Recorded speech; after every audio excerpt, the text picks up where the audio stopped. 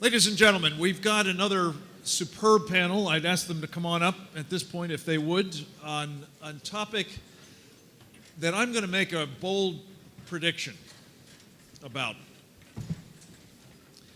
Every single one of you came into this room today, and those of you who are joining us by live streaming, with an issue that you believed was of surpassing importance.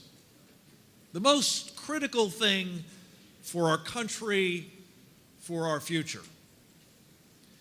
And my bet is, going into this, that it probably wasn't the topic of this panel. Namely, the vulnerability of the electric grid of the United States. A piece of the critical infrastructure that I think of as the most critical of critical pieces of the infrastructure. I believe that by the time we're done, you will have ample reason to rethink the priority. Because no matter what it is you were thinking was more important than this, I think you're going to realize, I hope you're going to realize, that you're not going to get to that problem if this problem isn't solved.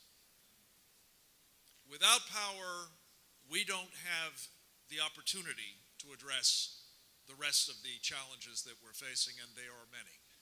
So I'm thrilled to have with us truly extraordinary individuals with deep knowledge of this subject from a variety of different perspectives. Again, I will introduce them briefly in turn. I believe we ought to start with Dr. Peter Pry. Dr. Pry has been a Central Intelligence Agency analyst for 20-odd years, a man who has served on Capitol Hill in a variety of capacities, including on the professional staff of the House Armed Services Committee. But he particularly rendered an incredibly important service as a member of the EMP, or Electromagnetic Pulse Threat Commission. And this is one of the attributes that makes, I think, his presentation so particularly valuable, is that it draws on years of experience with the people who probably drill down most seriously and comprehensively into this set of problems. Peter today runs the Task Force on National and Homeland Security for the United States Congress. He is also a member of the Secure the Grid Coalition, which we're very proud to sponsor at our organization, Secure Freedom. We'll hear next from Ambassador Henry Cooper. Hank is a twofer, a national figure of great renown for his service in both uniform in the Air Force and in a series of official capacities, including as the ambassador for the man we were revering a moment ago, President Reagan, to the defense and space talks back when we were in the administration together. Hank today runs a marvelous organization called High Frontier and is one of our sponsors of this program, also hailing from South Carolina. So we get the benefit of the local as well as the national asset. Dr. George Baker, another true national authority on these problems. He has been working to actually protect things against various threats, electromagnetic pulse and others, and has some considerable insight into a piece of the grid that is particularly relevant to you all here, namely nuclear power, and how those plants play an important part in, hopefully, a resilient electric grid. And finally, another South Carolinian by birth and transplant, at least at the moment, Hank Cooper's son, Scott, who you heard from at the very beginning. Scott is now not only the executive director of High Frontier, but he's also a practicing farmer here in the state of South Carolina. And it seemed to us it was an important piece to talk about in terms of our resiliency, to think through what the implications of the loss of power could be for the food that we all depend upon. So an all-star cast. We'll start with Dr. Peter Pry. Peter, thank you again for joining us.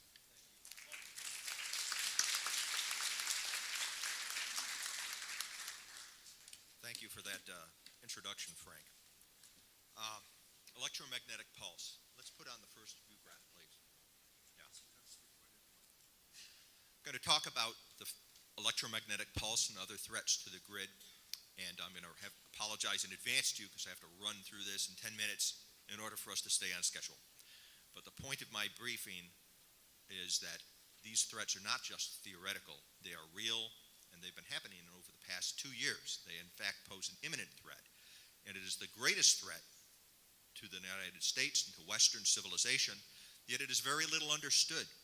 Moreover, it's another area where Washington has been neglecting its job and leaving our nation vulnerable to this threat. Next view graph. It's out of sequence. That first view graph should have been the sun. There we are. This threat can be caused by nature and man. You know, the sun can generate an electromagnetic pulse when it puts out a coronal mass ejection that strikes the Earth's magnetosphere, and this causes a geomagnetic superstorm. Basically, an EMP is like a super-energetic radio wave. It's got so much energy in it, and it travels at the speed of light. It'll pass harmlessly through your bodies. It doesn't cause a direct damage to your bodies physically, but it'll fry electronics everywhere, potentially across the whole continental United States in the case of a nuclear weapon. Or if something like the 1859 Carrington event, you know, which was a geomagnetic superstorm that happened in 1859. If that recurred today, the 1859 Carrington event, it would collapse electrical grids and critical infrastructures all over the world. There was another storm in 1921 called the Railroad Storm, 1/10 as powerful as Carrington, that could have done the same thing. Next view graph. Man can also cause this by means of a nuclear weapon detonated at high altitude over the United States, at minimum an altitude of 30 kilometers. The standard kind of an attack that most people think about is a bomb detonated about 200 kilometers over the center of the country, which would put an EMP field over the whole continental United States. Again, the EMP, it would just pass harmlessly through people's bodies, and you wouldn't even know necessarily that a bomb had detonated. At those high altitudes, you wouldn't hear the sound, there wouldn't be any fallout, there wouldn't be any blast effects on the ground. The only thing that would come off the bomb would be the EMP. And you might even think it's a localized blackout until you tried to start your car. And then you found that the water didn't run, and telecommunications didn't work, and all the critical infrastructures basically didn't work. No transportation, no communications. Business and finance and manufacturing wouldn't work, and even food and water depend directly or indirectly upon our electric grid and our other critical infrastructures to maintain them. We only have a 30-day food supply in this country. In the regional food warehouses that resupply our grocery stores, there's only enough food to feed our population for about 30 days. That'll start to spoil in 72 hours when the electrical generators, the emergency generators, run out of gas. 72 hours, the food starts going away. The Congressional EMP Commission, in which I served, estimated that given a nationwide blackout that lasted 1 year, we could lose up to 9 of 10 Americans. 9 of 10 Americans could die from starvation, disease, and societal collapse. And that is why this is the biggest threat, the greatest threat, because the threat from nature is inevitable. Sooner or later, we will experience a Carrington-class geomagnetic storm. In fact, one narrowly missed us back in 2012. A coronal mass ejection, a Carrington-class coronal mass ejection, crossed the path of the Earth by 3 days. It missed us by 3 days back in July 2012. NASA put out a report in July of last year, 2014, that estimated the likelihood of a geomagnetic superstorm is 12% per decade, which means that it is virtually certain that within our lifetimes or that of our children, we will experience a catastrophe of this sort. In 2013, North Korea practiced a nuclear EMP attack against the United States. In the aftermath of its third illegal nuclear test, in response to President Obama's threatened going to the United Nations to ask for heightened sanctions against North Korea, Kim Jong-un, the dictator of North Korea, started making nuclear threats, threatening nuclear missile strikes against the United States and its allies. And here he is pictured in his command post while this crisis was going on back in 2013, talking with his generals. There's a map on the back that shows North Korean missile trails going to the United States. Next view graph. In fact, in the midst of that nuclear crisis, North Korea orbited a satellite, the KSM-3 satellite, over the United States in the optimum trajectory to evade our national missile defenses. It approached us from the south. They launched the satellite over the South Pole, and it came up from the south because our national missile defenses are looking northward. It's expecting an attack to come out of the north. We don't have any ballistic missile early warning radars or missile interceptors facing south. This is a huge hole in our national missile defenses, and they took advantage of it. And those red lines, are the tracks of the KSM-3 during the nuclear crisis with North Korea. On the April 16th of 2013, it was in the optimum position for putting a peak EMP field over Washington, D.C. and New York City, which are the political and financial capitals of our country. And it would have taken out the eastern grid of the United States if it was a nuclear weapon and if this was a serious attack. Even just taking down the eastern grid would basically destroy us as a society. 75% of the electricity in the United States is generated by the eastern grid, and most of our population lives under the eastern grid. We can't survive without that. Coincidentally, or perhaps not, on that very day, 16th of April 2013, there was a mysterious attack by snipers on the Metcalf transformer substation outside San Jose that services the Silicon Valley. Perhaps to this day we don't know who did that. Parties unknown. The U.S. Navy SEALs that looked at it said that it looked like it's the way they would have done it, that it was a very experienced, highly professional commando type operation. Next. That's what the field would have looked like if the KSM-3 satellite was a nuclear weapon detonated. Next. Next. A few months after that, one of the nightmare scenarios for the EMP Commission also was that a country like Iran or North Korea, and Iran has practiced this. We've seen them practice launching short-range missiles off of a ship, a freighter at sea. The idea is that you'd put a short-range or medium-range ballistic missile on a freighter, move it close to our shores, and then do the EMP attack off that ship. That keeps your fingerprints completely off the attack. Who did it? Could be terrorists, could be another country. You might never know. Next. It looks like in the months after, in July of 2013, a couple of months after the crisis, it looks like North Korea practiced a ship-launched EMP attack too, because one of their freighters came into the Gulf of Mexico, transited the Gulf of Mexico, and when it was trying to pass through the Panama Canal to go back to North Korea, it was being inspected. This freighter was notorious for carrying firearms and illegal drugs. And it was being inspected for drugs to see if they were moving illegal drugs. And hidden under thousands of bags of sugar, we found 2 SA-2 nuclear-capable missiles on their launchers. Now, there weren't any nuclear warheads on these missiles, but they're purpose-designed, they're purpose-built to carry a 10-kiloton nuclear warhead. Next. We also have to worry about non-nuclear threats to the grid. The bad guys can actually just use high explosives and rifles to take out the grid and cause a threat. In 2013, October 2013, the Knights Templars, they're a terrorist drug cartel in Mexico, blacked out an entire province in Mexico just using explosive bombs and small arms. And they put nearly 500,000 people in the dark. They did this so they could cut them off from help from the federales so they could go into the towns and villages and execute political leaders opposed to the drug trade. Now, when Neanderthals, like the Knights Templars, have figured out that the electric grid is a major societal vulnerability, what is ISIS, Al-Qaeda, Iran, North Korea, Russia, and China, what have they got planned for us? Next. In June of last year, June 2014, Al-Qaeda in the Arabian Peninsula blacked out the entire country of Yemen, whole country, put 18 cities and 24 million people into the dark. Next. That's a picture of one of the transmission towers. Again, they used, just conventional explosives to do it. Next. Next view graph. And most recently, on the 25th of January of this year, terrorist groups blacked out Pakistan, 80% of Pakistan, which is a nuclear weapons state. Now, fortunately, these attacks that have been done on Yemen and Mexico and Pakistan have been temporary blackouts. And I think that has been deliberate. I think what the terrorists is they're experimenting with this new method of warfare, the way the Nazis did during World War II.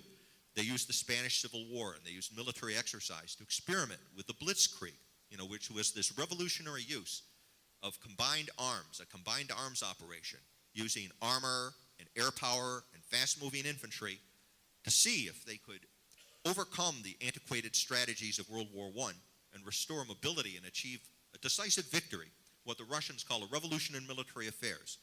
Such a decisive application of military force in such a unique way that it would enable one civilization to prevail and replace another. So if you think about how the Nazis experimented with the Blitzkrieg all through the 30s and then in 1938, and then they sprung it on the Western democracies in the early 1940s, they nearly conquered the world. And the only thing that stopped them is that the Allies had to learn how to do the Blitzkrieg back. We did do that, and that's the only reason we won World War II. But it cost the blood of American soldiers, and tremendous losses on the battlefield in order for us to learn how to do that. Next. Let's skip through down to the last view graph. Go to the last one. Yeah. Basically, what we're talking about here, I call it a blackout war. It's a whole new way of warfare, what the Russians, the Chinese call a revolution in military affairs, where instead of using armies to attack your adversary, you attack the electric grid and critical infrastructures. And you can do that by means of cyber attack, using computer bugs and hacking. Admiral Mike Rogers, who's the director of the NSA, told us in November of last year, November 2014, that in his estimation, China and other countries, just using cyber attacks alone, could probably black out the U.S. electric grid for 18 months. 18 months. Mind you, 9 of 10 Americans could die in 1 year without electricity. But in their military writings and then the way they exercise these things, the blackout war entails throwing in the kitchen sink. They would use everything. Cyber bugs, physical sabotage, non-nuclear EMP weapons, and then the ultimate cyber attack, a nuclear EMP weapon. You only need one. You only need one of these nuclear weapons detonated at high altitude. And it doesn't require a sophisticated missile. Scuds can be bought by private directors. It doesn't even necessarily require a missile. You can actually use a meteorological balloon to get a nuclear weapon up high enough, above 30 kilometers, over the eastern grid to inflict the kind of damage I've been describing. And this is another example, and perhaps the best example, of how Washington is not doing its business. Congress has known since 2008, when the EMP Commission delivered its report about our great vulnerability to this threat. And the Commission gave recommendations about how to protect our grid. The good news is that we know how to protect the grid, and it wouldn't even be that expensive. The Commission estimated it would cost about $2 billion, which is what we give away every year in foreign aid to Pakistan. So if we suspended foreign aid to Pakistan for 1 year and spent it on protecting our electric grid, we could make much of this problem go away. But Congress has been unable to do it. The President has not done it. He doesn't even want to talk about EMP in public, because I think it highlights his failures with nuclear North Korea and nuclear Iran. This, by the way, is why North Korea and Iran want the bomb. They only need one, in order to basically pose this kind of a threat to us. So wrapping this up, since Washington isn't doing the job, I need to ask you to be like the Minutemen of old. The Minutemen of old, Ultimately, we are all responsible as individuals for the security of this nation, of our communities, and of our families. One of the things I and Frank and others at this table have been doing have been going to the states, because it's possible for the states to protect themselves. State legislatures you can basically island the grid and protect your own state grid. So even if Washington doesn't act and all the other states aren't protected, South Carolina could protect its grid. And our next speaker, Ambassador Henry Cooper, has been leading the charge in South Carolina to achieve exactly that. So thank you so much for hearing me out.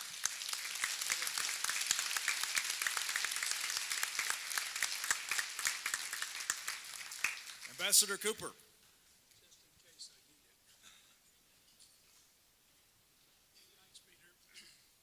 Can I take this out or not? If I can, I just, instead of leaning over, I'd rather hold it. I thank you for your attention and all. I want to, and just being fair, note that in 1958, I was commissioned from Clemson, into the Air Force. And just to balance out Carolina and the Citadel, which was given plugs earlier, so I claim heritage here. In fact, to the time, it was the last class to have a rat year at Clemson during the Cadet Corps years. I want to talk to you, in following up Peter's comments about the threat, about what we can do about it. That's fundamentally where I want to set the stage for George Baker to talk specifically about the nuclear power plants in the state. I assume this audience knows that 60% of your electricity in South Carolina comes from the nuclear reactors. And they, across the nation, produce about 20% of the nation's power. If we make sure they can operate through a loss of the grid, they can become a critically important asset in restoring the grid after it is lost. Right now, the situation is such that, as I understand it, and George is going to talk about this in more detail, when the grid goes down, those reactors, to protect themselves, shut down. And then to restart them requires fuel for the diesel generators and that sort of thing, and there's not sufficient fuel to restart the reactors. So you have the potential across the country of 100 Fukushimas, or here in South Carolina, 5 or so, and we're building 2 more. And I'm an advocate of nuclear power, so don't get me wrong about what I'm saying. I'm not a Jane Fonda. I believe nuclear power is the answer, a part of the answer to this problem we're talking about, and that South Carolina can play a leading role in making critically important steps. Next chart. Just as an outline of my briefing, Peter spoke about the threats of physical, cyber, and I'm going to say just briefly a little more about them in both man-made and natural EMP. It's notable to me that of the threats that we're most concerned about in using EMP, it's my belief that it won't be either or as a selection, at least of the man-made ones. It'll be a combination. There's no reason to think that if they were going to launch a missile over the center part of the country, they wouldn't be using cyber threats that can come from anywhere in the world at the same time to confuse us, using physical threats to attack certain key installations to also empower whatever their overarching strategy might be. So it's not either or in my judgment on the man-made side. It's a combination of all 3. What can we do about it? Well, obviously protect the grid. It'll take time to do that.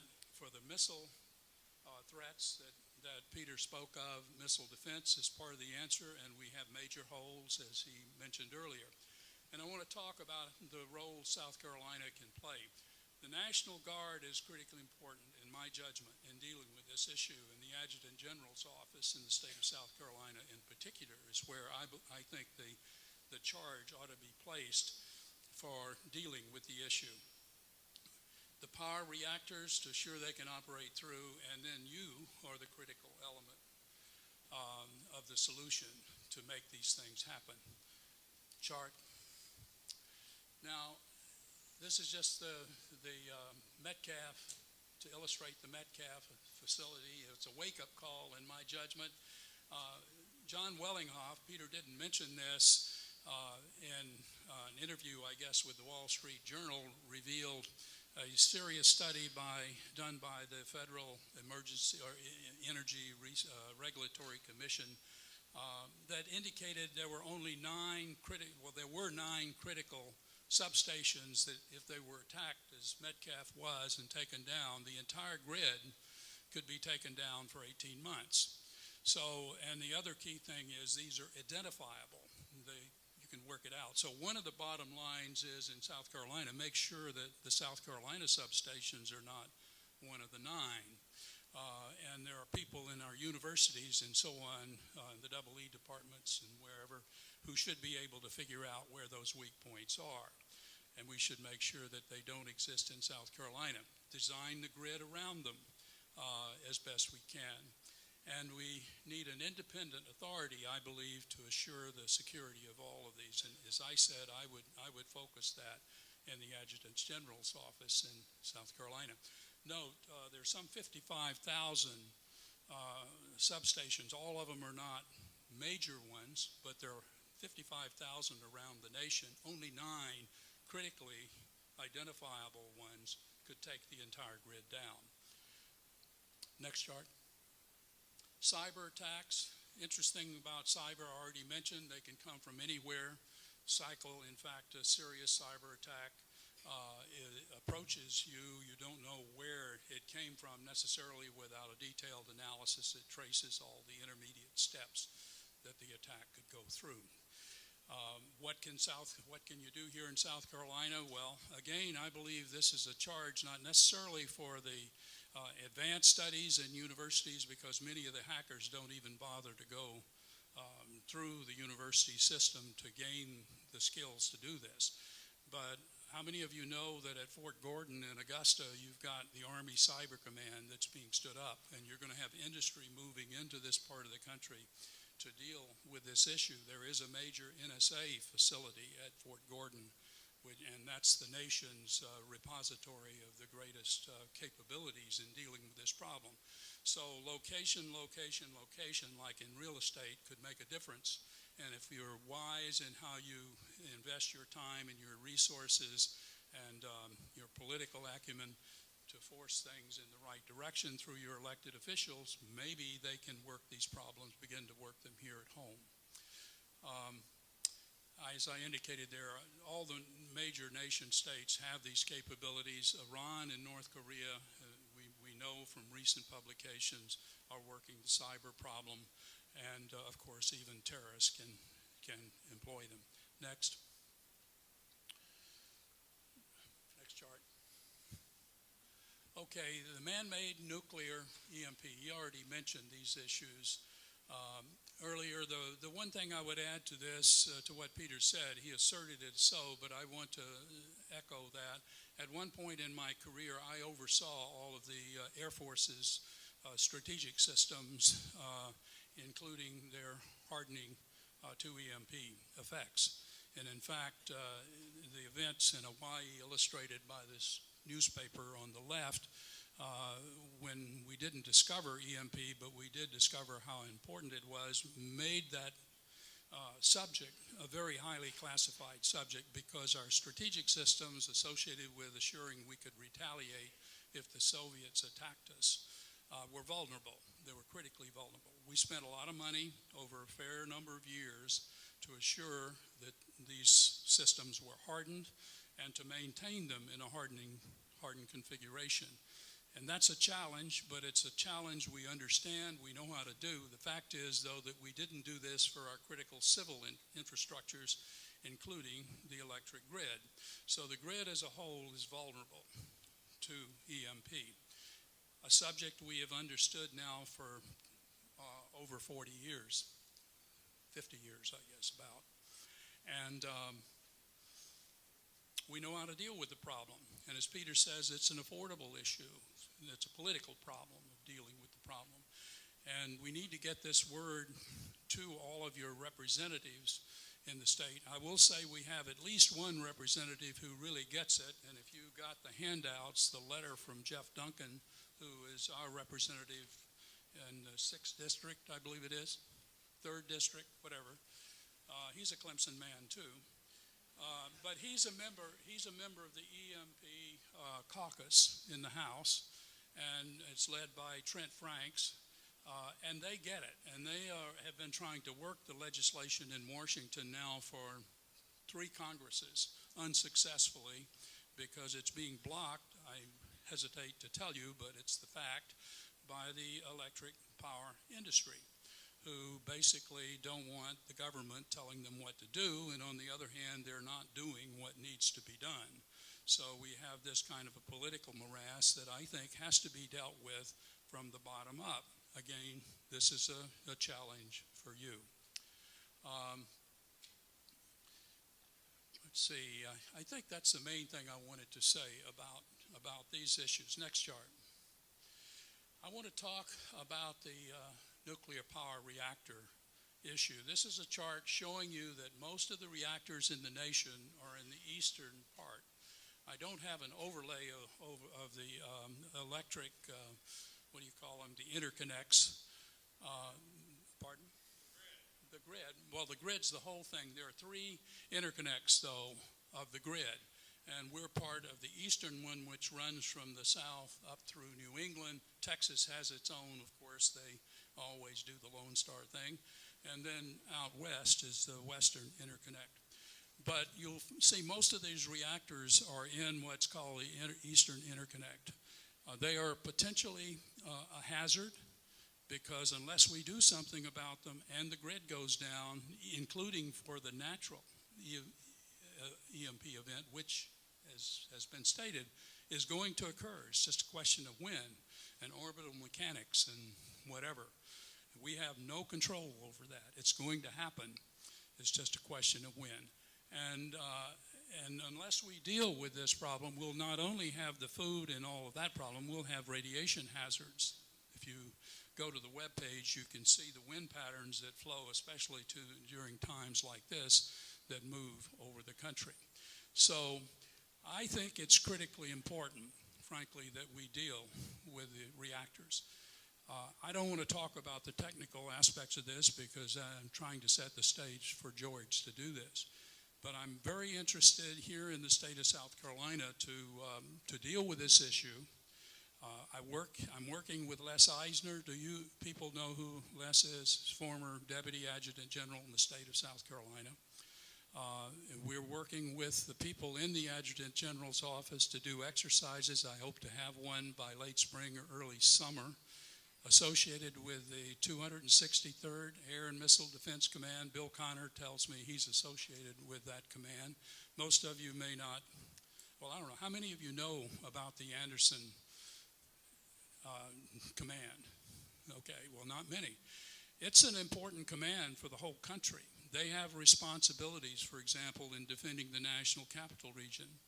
If they're not yet, they will be a direct report to the Northern Commander, North Command out in Colorado Springs, which has the whole continental U.S. responsibility.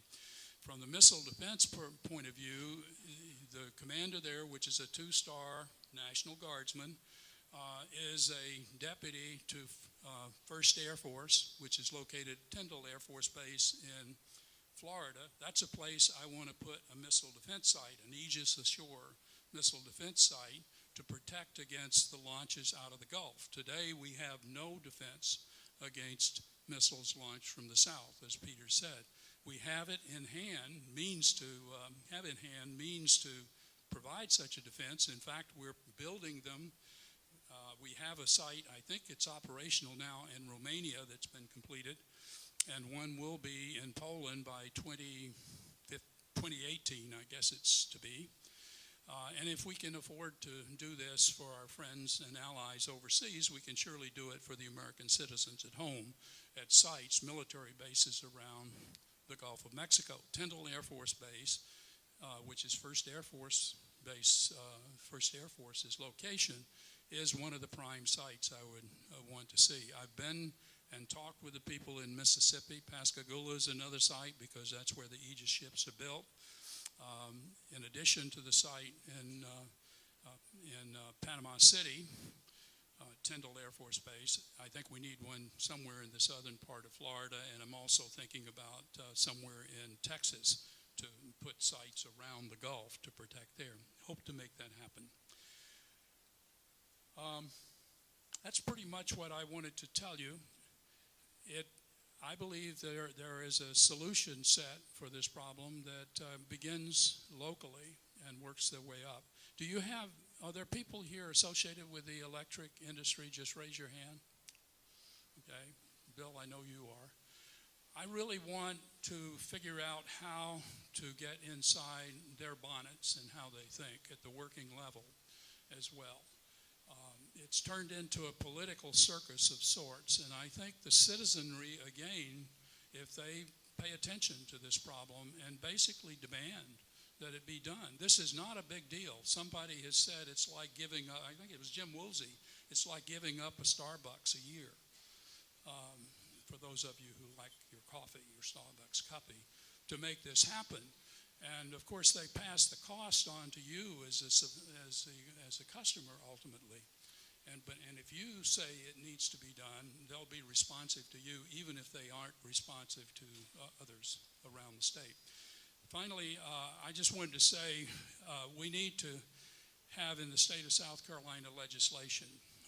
Scott and I have been working with people to try to make this happen, local legislators. I'm hoping this is going to happen during the next year. We'll use as a model, or at least my plan is to use as a model, legislation that was signed by the governor just this past week in Virginia.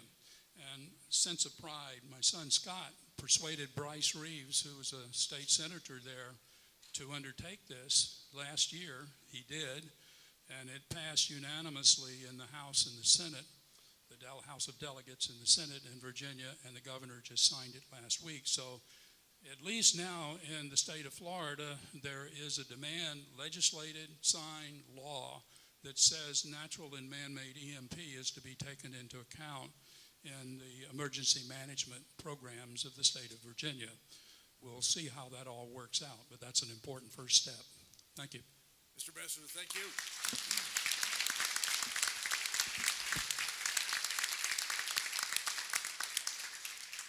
George Baker.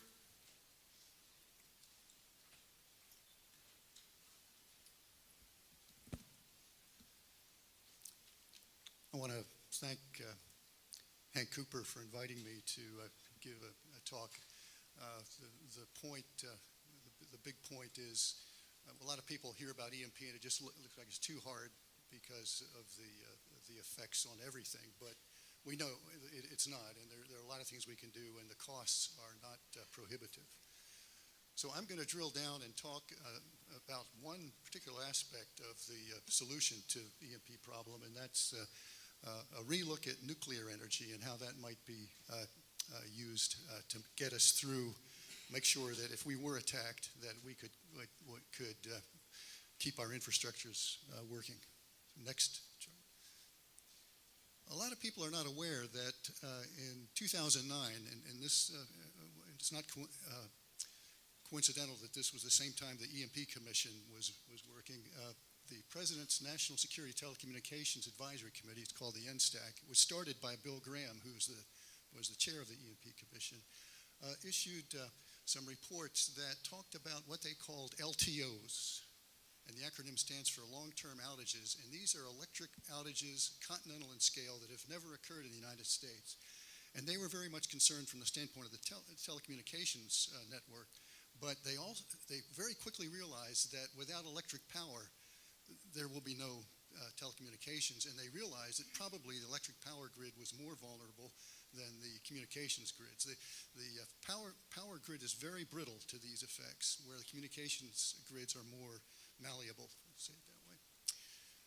And there are any number of causes that could cause these long-term outages. Severe weather, well, Peter Pry gave us the list. And top of the list is EMP. And when I was talking recently with some AT&T executives, they referred to EMP as the 800-pound gorilla. So that's probably the most challenging. But they were concerned about a general lack of awareness and preparedness for these. And this is going back to 2009. So we had double-fisted. We had the EMP Commission report, and then we had this NSTAC report as wake-up calls. When you lose the electric power, everything else depends on it. So your critical infrastructure necessary for life support, communication goes down, and it makes it very difficult to recover, because in order to bring the grid back up, you need to have other infrastructure. You need to have people who have food and water, as one example. And this points to the need for survivable power. And when the grid goes dark, when the effort that we make to bring it back is called black start. And so we need to black start the grid. We need sustainable life support services, and we need to be able to reconstitute the local, state, and national infrastructures following the blackout. And protection of electric power plants is extremely important. It's essential to prevent LTOs, and if we do have a large-scale outage, to respond. And the black start plants, as we try to prioritize, realizing we can't protect everything, the black start plants, the plants we would need to begin reconstituting the grid, are the most important. This top graphic came out of the EMP Commission study. It shows the effect of the area of coverage of a solar superstorm in large areas that would be affected. Next chart. So there are some very difficult challenges. When we bring the grid back up, we need to do it very quickly to avert social unrest and to avert long-term cascading failures. As the longer the grid is out, the more problems we're going to have with such essentials as food and water and transportation. As we run out of fuel, we can't pump gas without power. So very, very important for rapid bringing the grid back up quickly. And spinning plant machinery, if you let the equipment sit, it's harder to bring it up. You have problems with shafts sagging, corrosion, that kind of thing. So you need to bring these power sources up. Hydro and coal plants have been the primary black start power sources in the past because they spin, and you have a long term with the coal plant. For LTOs, they have a lot of fuel on site. But the new trend that's occurring is people are now designating gas plants as the primary black start sources. But in a long-term outage, because a lot of the gas is pumped with electricity, you may not have the continuous fuel supply that you need. This raises the prospect of re-looking at nuclear plants as a primary black start, especially in a long-term outage where everything is down, the grid is dark, and all the infrastructure down, because the nuclear fuel lasts multiple years. So there, with the nuclear plants, you have the fuel supply you need to sustain electric power for long periods of time. But the current policy is to shut down nuclear plants during a grid collapse. Grid collapse, you turn them off, and that's a universal one. The reason is that the current designs don't allow an operate through a capability.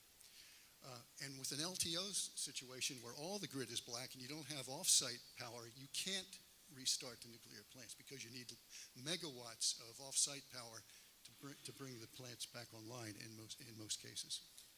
Next chart. The reason the plant shut down is because we want to avoid Fukushima-type disasters. And without off-site electricity, you can lose your cooling systems. And you also have drop in grid voltage. When the grid goes down, you have brownout, blackout situations, and there's AC fluctuations in the 60 cycle, which causes coolant pumps and other safety equipment to malfunction. And so the combined reactor shutdown plus loss of off-site power jeopardizes continued coolant flow. And as Hank said, you're risking a Fukushima-type disaster. And we have at present inadequate long-term on-site backup power resources. We petitioned the Nuclear Regulatory Commission in our Foundation for Resilient Societies, and they're looking at that problem. But presently, there's just a matter of weeks of fuel for the on-site power to keep the coolant flowing. So this is a problem.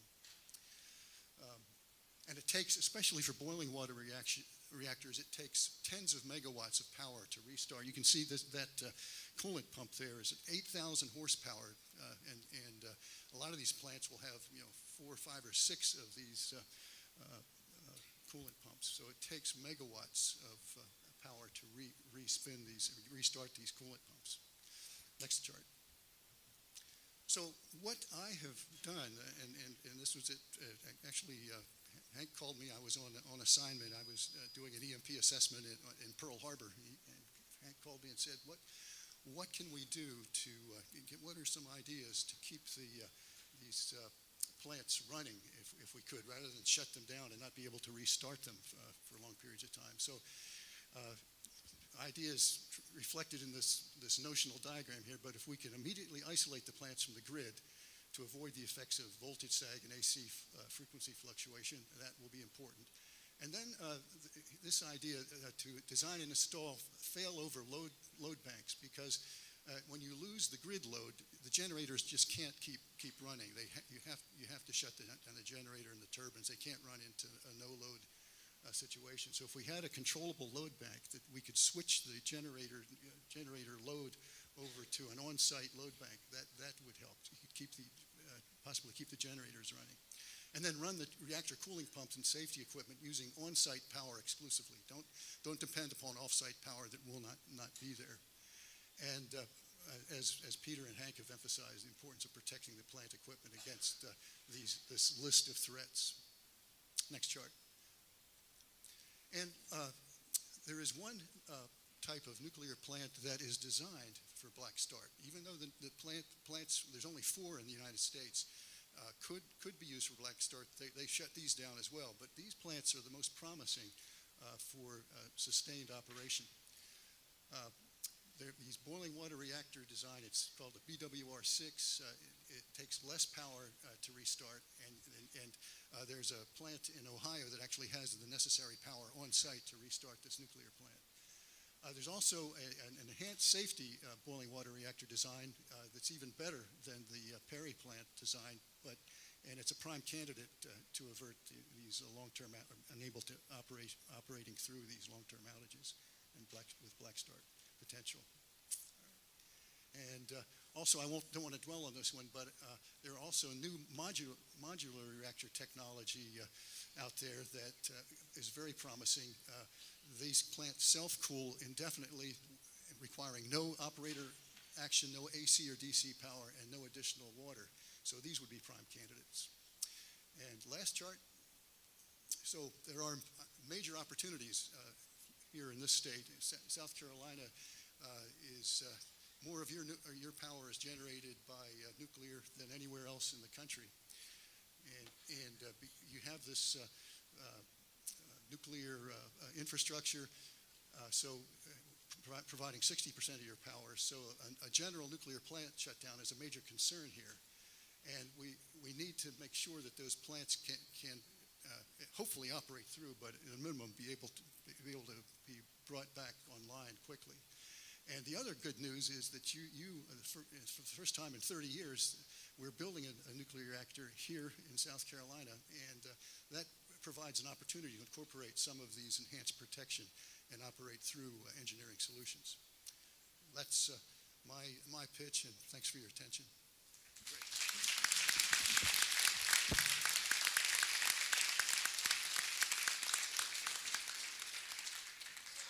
Dr. Baker, thank you very much. Next up, we've got Cooper 2.0, Scott Cooper. That's funny. First of all, I want to say it's a real privilege to be a part of this panel, and I got to be honest, I feel a little out of leagues with these gentlemen who are scientists and diplomats and whatnot. But I have 3 things that I want to share that I think is relevant to this discussion, and they are: we are in an intergenerational struggle, and you can see it on this panel. I also want to talk about the importance of local agriculture and what that will do as we rebuild our local economies and rebuild in the event this type of catastrophe happens. And then finally, I want to share with you why I have hope. And I'm only going to take a couple minutes, but first of all, many of you may not be aware, I know Frank mentioned it, and he's going to talk more about it this afternoon, but some of the individuals that are in this room helped defeat an evil empire. And that thought process existed before there was a Ronald Reagan. There was a group of scientists and a group of thinkers that put together a system called missile defense, and Reagan was able to sell it to the American people. Same thing is with what we're talking about today.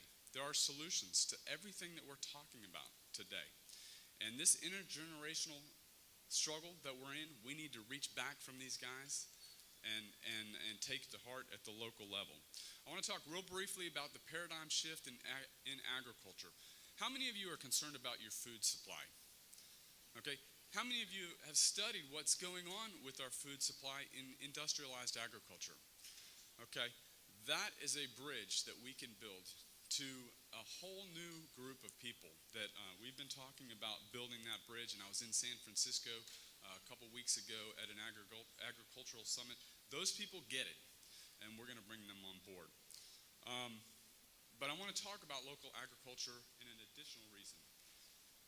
It builds resiliency in our economic structure as well. If we go and buy all of our groceries from Walmart, the majority of that money goes where? Bentonville, Arkansas. But if you choose to buy your grass-fed beef from me, it's going to stay in Edgefield County. Or if you choose to buy your honey from the Walshes, it's going to stay in Edgefield County, or whatever county you're in. And that's good for our economy, but it's good in the event we have a catastrophe. Because if we don't, how many of you remember the ice storm? We run out of food. It's already been talked about. So I want to stress the importance now, not tomorrow, not next week, not next year. Start thinking local. Buy local, shop local. It's a solution to this problem if it's ever needed, which God forbid. My grandfather, on my mother's side, again, I'm going to talk about intergenerational baton passing here. He was the director of security at the Savannah River plant in the 1950s, 60s, and 70s. I don't know exactly when he became the chief there. He had a huge garden. You know, and I just thought he liked to garden the way I liked to water ski. But I think he got it. Maybe it was the environment that he was in. And we need to return to the ways of our grandparents in that endeavor with agriculture. Finally, I just want to end with why I have, I'm going to say one more thing. I'm going to end with why I have hope. Again, we have folks here who have defeated evil in the past. Those that want to use this to defeat us, they are led by an ideology that's evil. We have defeated evil in the past, and we can defeat it again in the future. Finally, energy is a non-respecter of persons issue. It doesn't matter. It doesn't matter if you're left or right or rich or poor. We should be able to reach across the aisle and speak to lots of people. And then finally, you all give me hope. I think the fact that we have the size of people, number of people that we have in this room talking about hard, difficult, technical issues gives me a tremendous amount of hope. So I want to say thank you for investing your time and being here today. Thank you.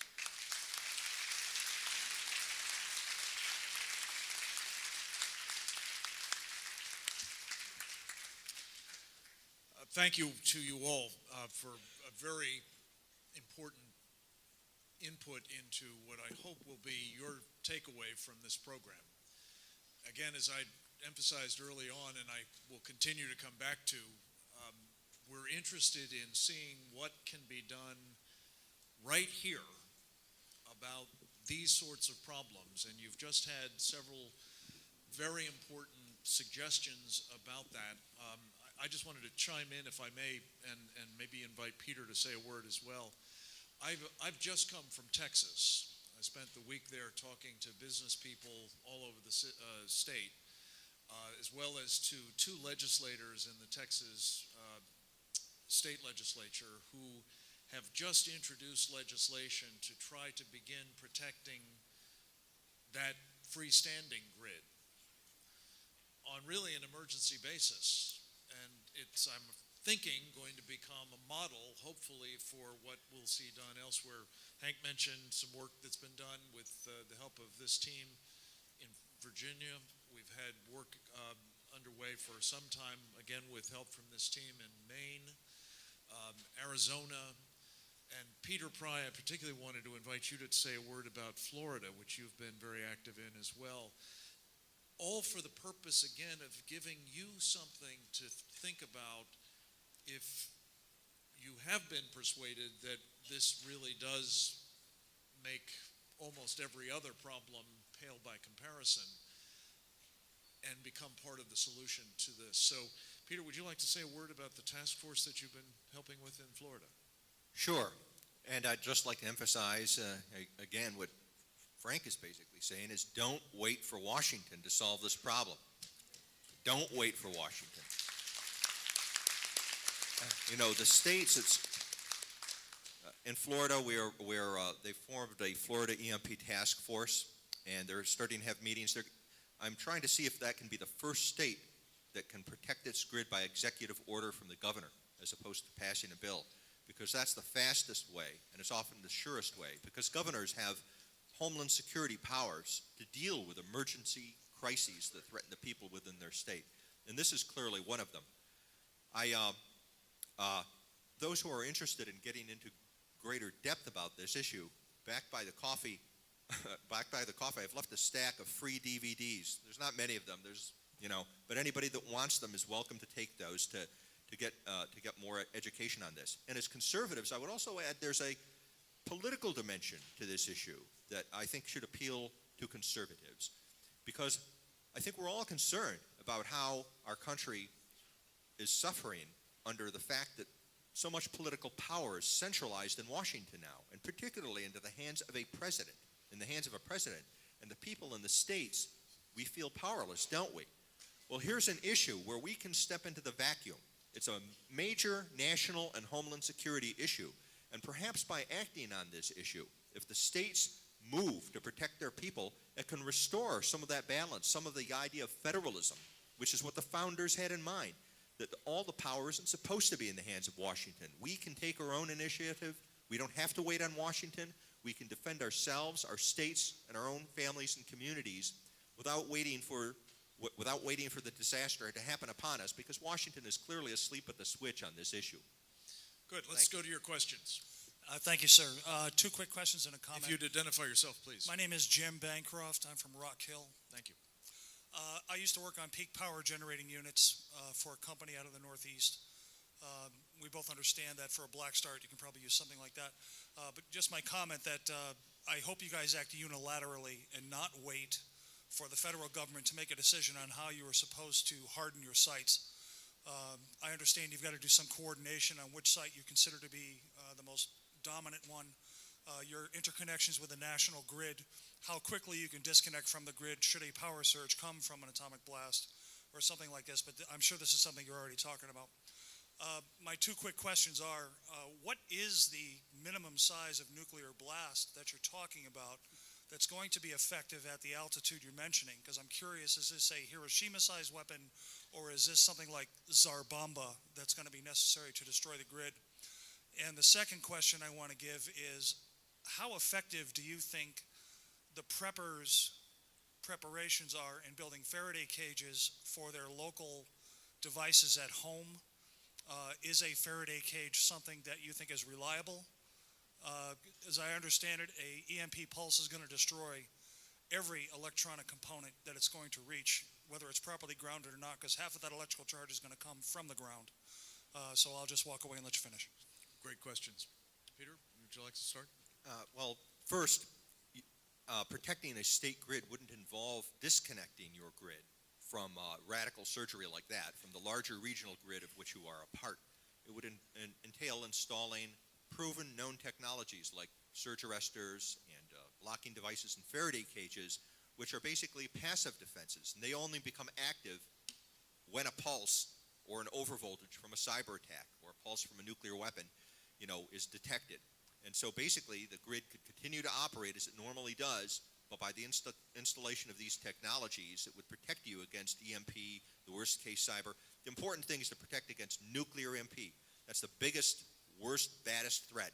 And the EMP Commission found that if you're protected against that, it will mitigate all these lesser threats, including severe weather. The question about, let's see, there were several questions in that. I'm not sure I remember all of them, but that's one. Oh, the size of the nuclear weapon. The Commission found we're not really safe from any nuclear weapon. Basically, any nuclear weapon will do it.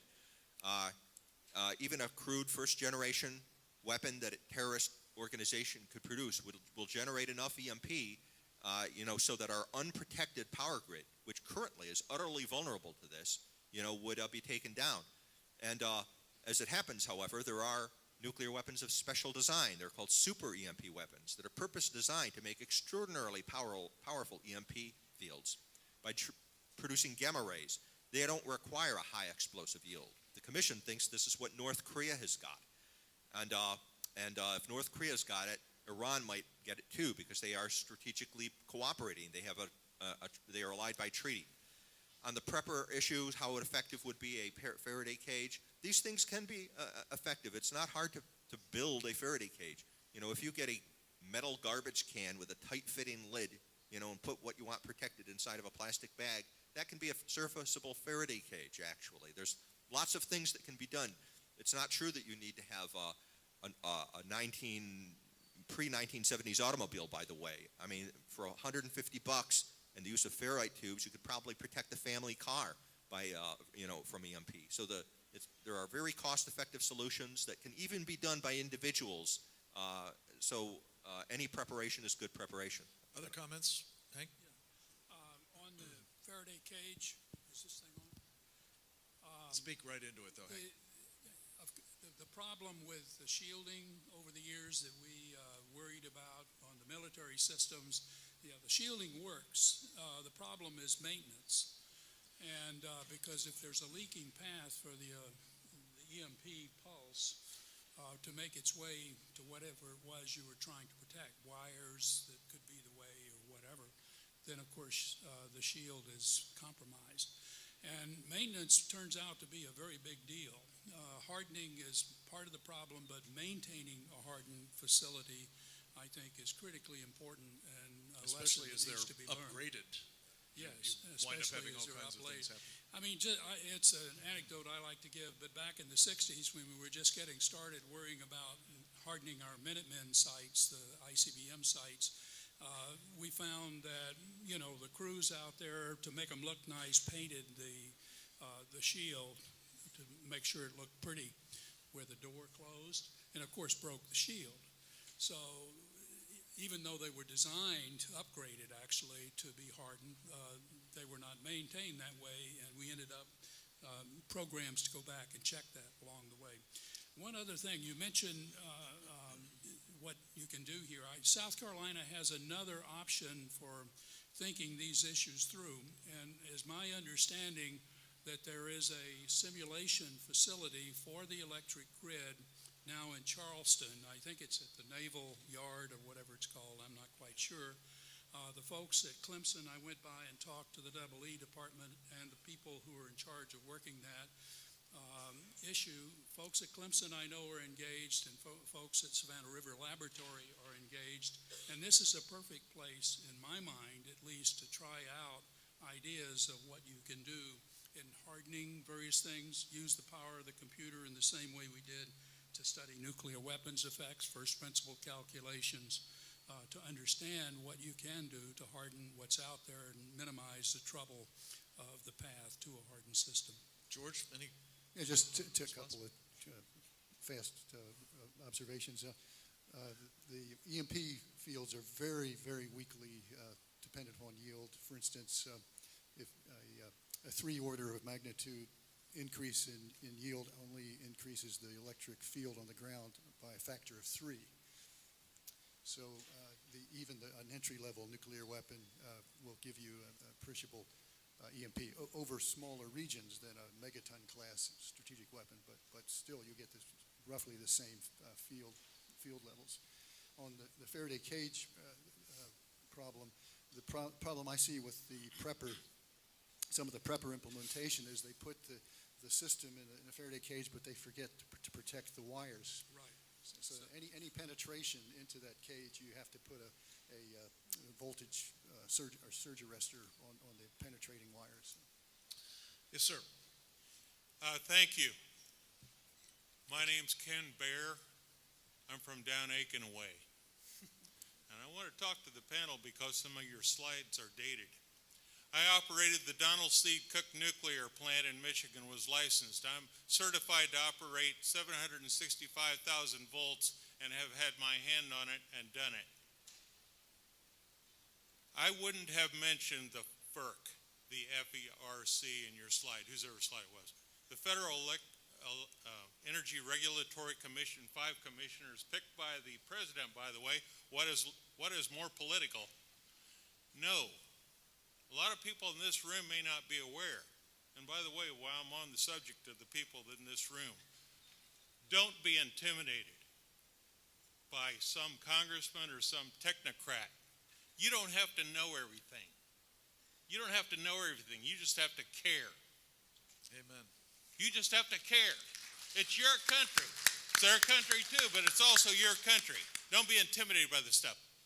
What you could have had on your slide is what is the NERC, or what I call the NERC, because I'm familiar with it in the industry, the National Electrical Reliability Commission. And you know what? The best part about it is it's not the government, it's private. It's got representatives from every utility in this country. And they decide things for each of the utilities in this country. And they should know right now which utilities have hardening against EMP and which ones don't. They work to get things done. They're a huge organization. They got 2 charters. Only 2 charters. Reliability and security. And that's who you should be talking to. And you could write a letter to the CEO of every utility. And you concentrated a lot on nuclear plants, but the SCADA, the control system for the whole grid, the SCADA is what we're trying to protect here so we can control the grid and get it back quickly. Thank you. Thank you. Great questions and comments. I want to say something, and then I want to turn it to Hank? George. We're not ignorant of what you're speaking of, and I want to tell you that the combined FERC-NERC relationship is the most dysfunctional organization for monitoring what's going on with respect to the grid that I know of. It makes the Department of Homeland Security even look efficient, which is saying a lot. Because I compare the Pentagon as a model of efficiency to the Department of Homeland Security. But the NERC is no answer. I don't know where you get your information. I'll let George talk to you about this. George and I are the directors of an organization called the Foundation for Resilient Societies, and we have been interacting with the FERC and with the NERC for 18 months, 2 years, whatever. We go to their meetings, 3 to their years. companions. Don't count on them. Don't count on them. I'm telling you, they don't work. That's the bottom line there. Go ahead, George. Yeah, I am on the NERC Solar Storm Task Force. I go to the meetings, and they are the thing that they're not concerned about reliability so much as they're concerned about liability. And they're concerned that the minute that they admit that the grid is vulnerable, that there's going to be all kinds of problems with liability and lawsuits. So they're avoiding any admission of that the grid would be liable. And they have issued some guidelines recently which are toothless, that the electric industry, electric companies can just check boxes saying that they have done certain studies or certain modeling or certain analysis and say that they're hardened. And this is the wrong approach. Could I just make one suggestion? Because excuse me, you mentioned one thing which really is important, and that is they are creatures of the electric power companies. There's no question about that. Right. That's who pays 60% or so of their bill. They do not represent you as citizens. They represent the power companies, and their interests. They are advocates for the power country and their interests. The FERC at least has a charter from the Congress. They don't have the authority to do a damn thing, but they have the charter. That's what I refer to as a dysfunctional organization relationship. John Wellinghoff, whom I quoted, made that statement after he resigned the post of being chairman of the FERC, in part out of frustration. So, I mean, this system is badly broken. You're right, you can't depend on Washington. You can't depend on the power company arrangement that exists right now either. And the people in this room, you're right about caring. That's really important, and getting, whatever it is, get to the itch that hurts. But what I was just going to add to this is, if I may, the point here that I think we would very much agree with you on is get in touch with the utilities. Right. your utilities, get in touch with their trade association, NERC. Come up on the net, because what we have to do, frankly, as far as I'm concerned, is change the cost-benefit calculations that these outfits have. At the moment, they're taking our silence as indifference to what they basically are doing at the moment, which is to say to you, if you ask, there's not a problem. Never mind all of this stuff. Or if there is a problem, it's not their problem. It's somebody else's problem, the Pentagon's or DHS or somebody. Or if that doesn't persuade you, to tell you that they've got it under control. And the truth of the matter is, these experts and Peter's materials and the Secure the Grid Coalition materials that are available, Hank's at High Frontier, can explain, as you say, enough to make your case that this business as usual is unacceptable. George, did you have something I else? just have one comment.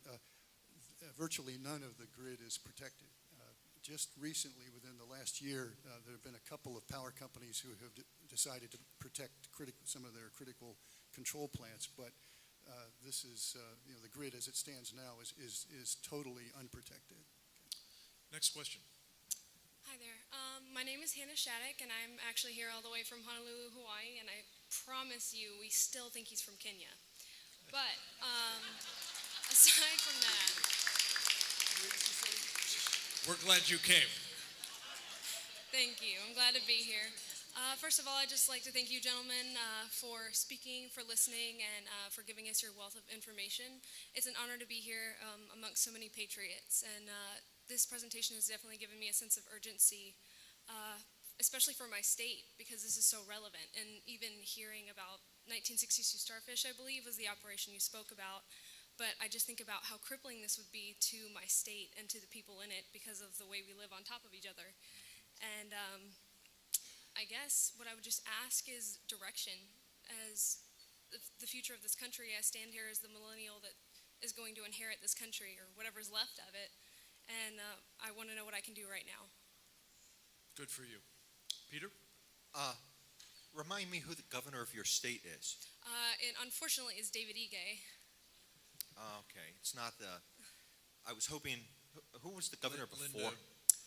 It was Linda Lingle, I Lingle, believe. yeah, that's yeah. And well, Duke Guyana was previous. I see. Okay, I hope that they had there was a previous governor of your state. His name escapes me now, but he served on the House Armed Services Committee. Abercrombie? Abercrombie. Neil Abercrombie. Mr. Abercrombie, right. And even though he's a liberal Democrat, he actually really cares about this issue. He was there when the EMP Commission briefed the House Armed Services Committee, and he remembered Starfish Prime. He was on Hawaii when that happened. So if Neil Abercrombie is still living in Hawaii, I would start by reaching out to him and ask him to form EMP Task Force Hawaii if he's retired. So you might find a surprising resource. And this is an issue that does cut across party lines. It's really genuinely is a bipartisan movement. We have Democrats and Republicans. In fact, most of the initiatives that have passed in states so far have been spearheaded by Democrats. The first one was spearheaded by a Democrat, Andrea Boland, in the state of Maine. So this is another good thing about this issue. It's a unifying issue. We all need electricity. We all want to live and survive. And it's something that even Democrats can understand. There aren't many things like that around anymore, Don't right? hold out hope. So maybe we have to start with the most fundamental need, survival, national survival, the survival of our homeland, something that even the other side of the aisle can understand, and we can start working together that way. It really does offer an opportunity to build bridges, as I think you were talking about, Scott. Can I also say, and obviously you are a very clued up millennial, but in my experience, when you point out this will never work again, you can actually get millennials en masse too. So life isn't worth living without your cell phone, right? Thank you very much. Let's see how many more questions we can get. Yes, sir. Good morning, gentlemen. My name is Justin Scarpese. I'm a Marine veteran, a current cybersecurity professional, and a current master's student in Homeland Security. I'm going to ask you about the cyber issue in particular and somewhat how it relates to critical infrastructure and nuclear. Under PPD 21, they established sector-specific agencies, and under other policies, they established the national cybersecurity centers. One trend I've seen in most of the protection as far as cyber goes in all of these entities is a tendency to want to centralize everything in the national capital region. And their fix to the problem, as with the recent Senate bill that tried to attract cybersecurity professionals to DHS, is to throw more money at the problem of attracting people and educating people. The beauty about cybersecurity is it's done through the internet, and the internet's everywhere. It's in all 50 states. There are government buildings and government facilities in all 50 states. Some agencies understand that. Cybercom in Fort Gordon was a good example of that. The National Guard entities that exist out there that do cyber protection are another good example. The issue I'm seeing is that it doesn't seem that the people who want to fix this issue understand that not all cybersecurity professionals want to be in the same blast radius within the national capital region, or you mentioned the fusion of all these different threats there. Why are we trying to centralize something that doesn't need to be centralized? We're stupid. Collectively, we're stupid. We didn't learn the lesson in Pearl Harbor. We put all the airplanes, stacked them up in one place, made great targets. Hank, you may want to just say that again really close to the mic, or maybe that mic isn't working very well. I said because we're collectively stupid, we don't care about this issue. And we didn't learn our lesson at Pearl Harbor, December 7th, 1941, when we piled all the airplanes together, had all the ships together, and when we got taken. We're going to do it again. Peter, that's part of the reason I was pointing at Gordon, as you know, Cyber Command there in the Army, NSA is there. And the other important thing is you pointed out, you don't have to be centralized. I mean, that's the point of the web. And figuring out how to assure that you have secure communications is no trivial problem, but nevertheless, that's the issue. George or Peter or Scott, I don't mean to be neglecting you. If you've got anything you'd like to add, jump in. One example of the dysfunction, another example of dysfunction of NERC and FERC, is that FERC recently asked NERC and gave them a deadline to define the communication networks and the SCADA networks controlling the grid, so that they could then define what needed to be done for cyber protection of those networks. And NERC just said, no, we're not going to define the networks. And if you don't define what you're trying to protect, nothing. I don't see how anything can happen that's substantive. Peter? If you want to make sure nothing gets done, come up with a program to be run out of Washington. And basically the industries, the utilities that are connected to these critical infrastructures, they don't want anything to be done. They don't want anything to be done. The invisible hand of Adam Smith is the most efficient way of running an economy. It's the maximum way of maximizing economic return for your dollar, all right? But it's not the most efficient way or best way for running national or homeland security. That's why we have government. As conservatives, we're not anarchists. We do realize there's a role for government, and it's precisely because of this. Because when industry or the utilities look at a black swan event, something like a once-in-a-100-year geomagnetic superstorm or the possibility of a nuclear EMP attack from Iran, they say, that's government's job. I don't want to have to pay for that. I don't have to do anything about that. But we've arrived at a place now in our century where our national and homeland security and our civilian-owned critical infrastructures are one. They're dependent on each other. And so you have to end up having, the initial approach has been this approach of government cooperation, where some government bureaucrats will talk to the industry, and the industry will naturally stir them in the wrong direction for achieving anything. That's why we're talking to you and why I think ultimately we're going to need a grassroots type solution. And one other thing before we leave this topic on cyber warfare, one of the messages that a colleague of mine, Jim Woolsey, former CIA director, has been trying to get across, to Congress, to any group that he'll listen to, is we've got to understand that last chart in my briefing that I put out, the notion of the blackout war, okay? We're not thinking about the threat in the correct way. Our people who are experts on EMP and cyber and physical sabotage, okay, they're not talking to each other. We're all down our own little lanes, and we don't even know each other. On the other side, they do know each other, and they talk to each other, and they have a coordinated, combined arms plan that's going to incorporate all of those things: nuclear, EMP, physical sabotage, cyber attacks, all thrown in at once. One of the first things we've got to learn, for example, is that there are actually some hardware solutions to the worst-case cyber threats. The transformers, for instance, if they had a surge arrestor on them to protect them against a nuclear EMP, they would also be protected against the overvoltages that could be generated by a cyber attack that manipulates the SCADAs that causes an overvoltage to go in to damage those transformers. So it's one of the reasons why the solutions can be very inexpensive if you think of all of these things together. If you think in a grand strategy, it's called an all-hazards approach. Scott? If I may, I want to go back to Ms. Shattuck. She asked a question, and I don't know if she's still in the room. What can I do? Well, I want to commend you because you've made the first step. You're here, and you made a point that I made, is that it's an intergenerational baton race.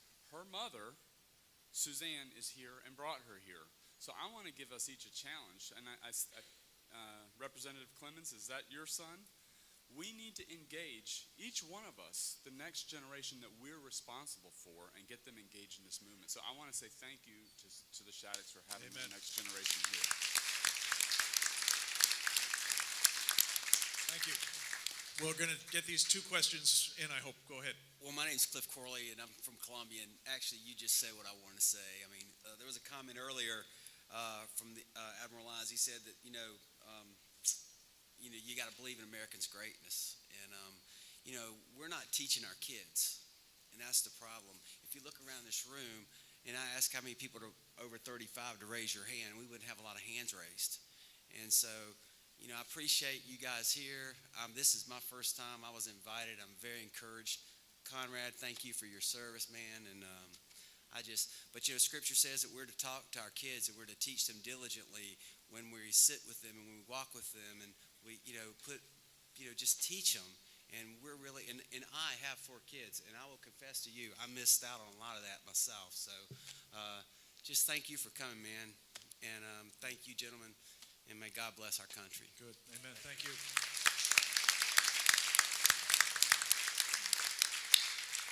Yes, ma'am. Yes, thank you for having this summit. Would you introduce yourself? I'm sorry. I'm Diane Hardy, and I'm from Anderson. And I have been interested in this topic for a few years, and the amount of denial from Washington and from the American public has just been shocking to me. And I just want to encourage folks that our country was founded on self-governance, and so this needs to come from the citizens up. I asked Jeff Duncan, I knew he was on the EMP caucus, and so I asked him recently at a breakfast about EMP in a room about this size. He came up to me afterwards, he said, thank you for asking me that question. Nobody brings that up, and I think we need to be more comfortable with talking about this subject, and it's going to have to come from the citizens and self-governance from us up. So my question to you is, given that, would you be able to send out an email or something to all the attendees, any suggestions you have, number one, for protecting our families, and also what we can do to help you in this cause for us lay people that are just citizens that would like to help push this topic forward? Let me take a crack at this, if I may. Thank you very much, both for your interest in this coming in and also for that very, very important question. You really hit exactly what I hoped every one of you would think about leaving here, which is, what can I do?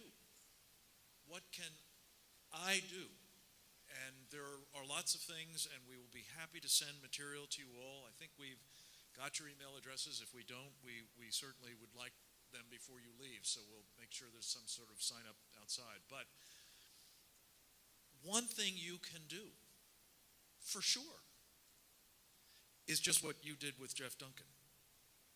Because whether it's Jeff, or whether it's Trey Gowdy, or whether it's Joe Wilson, or whether it's somebody else representing some other part of your state, or any one of these presidential candidates who's going to be trolling in here for the next year.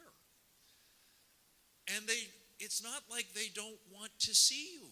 They want you to come to any meeting they're having.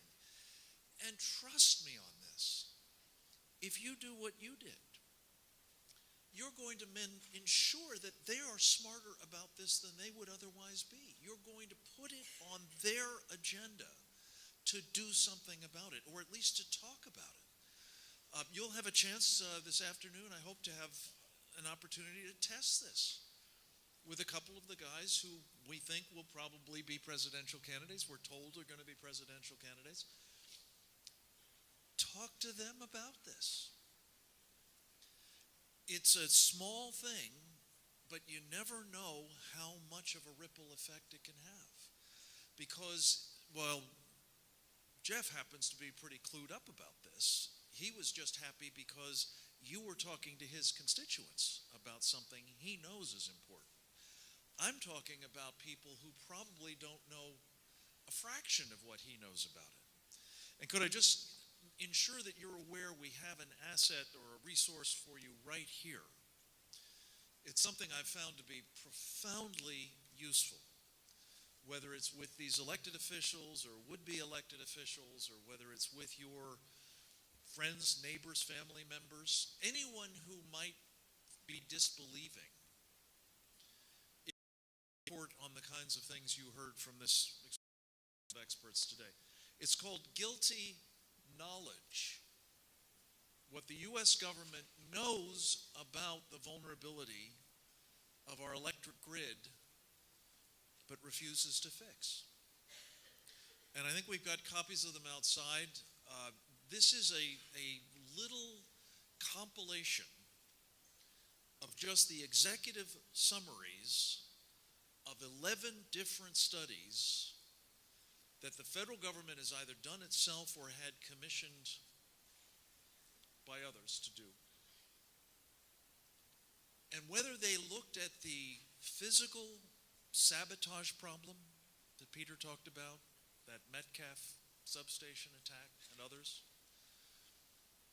whether they looked at the cyber threat that we were just discussing, whether they looked at the EMP, the electromagnetic pulse, either the wholesale version or the local version, where you just get a radio frequency weapon next to a transformer substation and fry it, or whether you're looking at this global problem of a geomagnetic disturbance.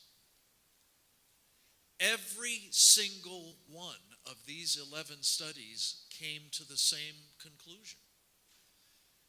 For whatever reason, the power goes out and stays out, we die. By the millions, the tens of millions, probably the hundreds of millions.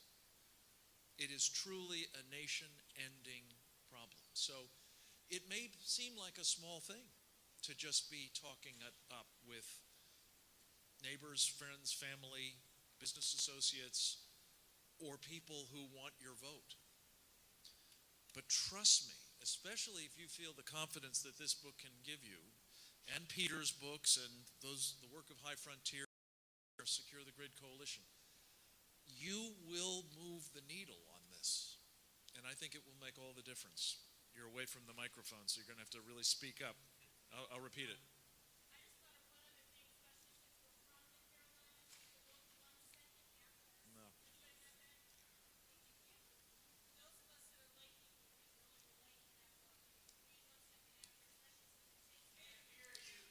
I'm going to repeat it. Read I'm going to Bill repeat it. I read- was just waiting for her to finish the comment. Did you want to say something, Hank? I was just going to say, read Bill Fortune's 1 Second After, is what she said. It's a book written about the impact of an EMP. in North Carolina, where In he's North from. Carolina, he's a professor, I forget the name, This is of a university over in the foothills. a very readable novel that tells the story in unforgettable ways, and you're absolutely right. Please check it out. I think we're at the point where we could take one more very quick question, if that's what you've got. Go ahead, ma'am. First of all, I'm Charlotte Hendricks from Florence. First of all, I'd like to say, sir, I'm hearing you say the handwriting is on the wall. Yes, ma'am. Now, I hope this isn't a dumb question, but it just occurred to me. How will natural gas be effective during all this time? We have technical experts here who can answer that. That's a very important question because with the Bakken oil fields and we have more and more natural gas available at lower prices. Natural gas plants are on the increase and now being advocated for black start. The problem is that when the electric grid goes out, since a lot of the natural gas lines, the control systems and the pumps are electric, there's no guarantee that the gas will keep flowing. And with a gas plant, you need continuous supply of fuel, so that the generation capacity will die with the outage. Hank? One last comment. It's worth tying this dysfunctionality together. You would think the Department of Homeland Security would care about this issue since they're concerned about Homeland Security. Some of us have been fighting for years to get them to include EMP among the scenarios that all government is supposed to deal with. They have refused to do it.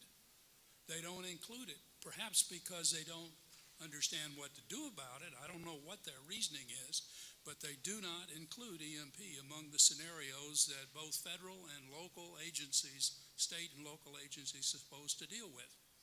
Now, that's where a piece of legislation. We have a piece of legislation which hopefully will pass this time. It passed almost unanimously, if not unanimously, in the House during the lame duck session, but the Senate didn't act. So it's got to start over. Peter, It's called very the quickly.